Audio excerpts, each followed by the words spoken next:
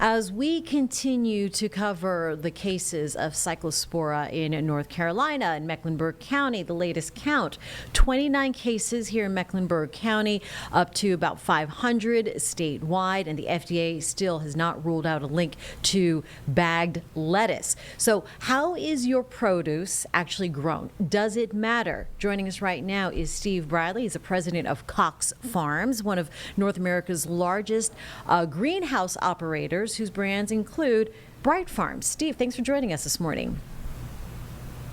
Thank you, Jane. Good morning. Good morning to you. So I mentioned the counts here. From where you sit in the produce farming industry, what's your reaction to the growing number of cases? Obviously, my heart goes out to everybody. If you've ever had any sort of, stomach bug or parasite or pathogen, you know how horrific that is to go through.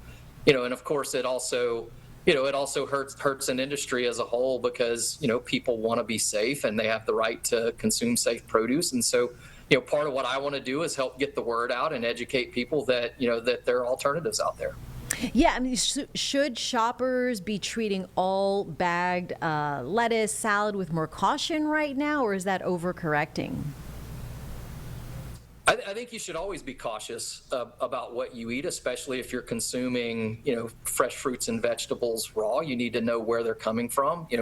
Our product is all grown in greenhouses where we protect those plants from most of these sources of potential contamination. So I always encourage people to look for the words greenhouse grown or look for our brands, and that everything we do is greenhouse grown.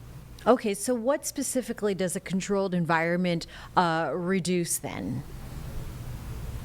Yeah, so we think of this as growing inside a greenhouse with glass panels and steel. So we're able to keep out all of those things that potentially contaminate field product. Whether it's if you think about the current outbreak, it obviously is transmitted through human fecal matter, and that matter gets into water, surface water, which then gets on the plants and ultimately ends up in the food supply chain. Inside the greenhouse, we're able to grow hydroponically, and so we don't have the potential risk and exposure of that surface water or wildlife or other things that could potentially contaminate the product. Obviously different than from the traditional field farming. And then as far as nutritional value, is anything sacrificed there? No, these are the same plants, the same seeds we plant in our greenhouse are the ones that people plant out in the field. We're just creating a pristine growing environment for them. So I think they're even tastier than what you get out in the field, but genetically identical. We're feeding these plants the same things that they get in the soil. If you think about a multivitamin that you take every day, that's exactly the things that we're feeding these plants. And so nutritionally, they're just as good. But our goal has always been to get people to eat more fresh produce. And so to do that, it's got to taste better. And so for us, it's getting those products grown in that pristine environment and getting them to market a little bit quicker so they're fresher on the shelf. And when the consumer gets to experience that, it has a better taste because it's a fresher product. Yeah. How do shoppers know then that it has not been on the road for too long, and some of these other aspects of older produce versus something that is fresh off the farm or the greenhouse? Yeah. Look at the best by date. That's a great way. We put the best by date. We put where it's been grown.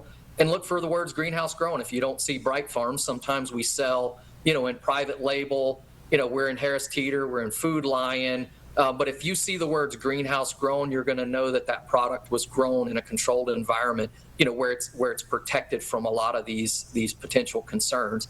Of course, you can go to our website, brightfarms.com. We have a store locator there. You can put in your zip code and find the local store that's selling our products. How is technology helping source where, some of these outbreaks come from? It's got to be definitely one of those tools that can be, it's used for the better. Well, one of the many advantages we have in the greenhouse is we grow in one greenhouse and we process in that same location. And so we have very good traceability back to where that plant came from. And so if there ever is a problem, we can very quickly and precisely determine where it came from, what product it is, and obviously the goal is to protect our customers and consumers out there, and so we can get that product out of the market, let everybody know what it is, versus if you're sourcing your product from many locations and then commingling that, in a processing facility, you don't always have the ability to figure out where that product came from. And I think that's probably what's the challenge right now with the investigation with Cyclospora is because of the life cycle of this going, upwards of like 2 weeks. It's really hard to trace that back to where that product came from. And so another advantage of greenhouse growing is that traceability. Yeah, that's really great. And then for folks at home, when we see pre-wash or triple wash, should we trust that? Well, I don't think you can wash off some of these pathogens. Some you can, but I don't think washing is going to get you there. And so we sell our product ready to eat. There's no need to wash it. We don't spray any pesticides or herbicides on our lettuce.